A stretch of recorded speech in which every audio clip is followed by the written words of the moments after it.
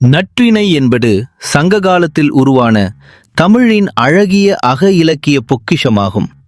மனித மனத்தின் நுண்ணிய காதல் உணர்வுகளை நேரடியாகச் சொல்லாமல் இயற்கையோடு இணைத்து சுட்டிக்காட்டும் அற்புதமான இலக்கிய மரபை நற்றிணை உருவாக்குகிறது.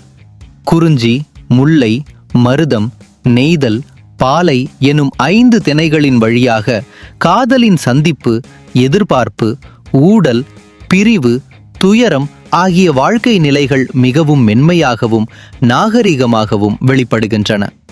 நற்றிணை பாடல்கள் தனிப்பட்ட காதல் கதைகளாக மட்டும் இல்லாமல் அந்த காலத்து சமூக ஒழுக்கம், பெண்களின் மன உணர்ச்சி, காதலின் மரியாதை, பொறுமை மற்றும் நம்பிக்கை ஆகியவற்றையும் பிரதிபலிக்கின்றன. இயற்கை காட்சிகள் உவமைகளாக மாறி மனித உணர்வுகளுக்கு உயிரூட்டும் விதம் இந்நூலின் தனிச்சிறப்பாகும்.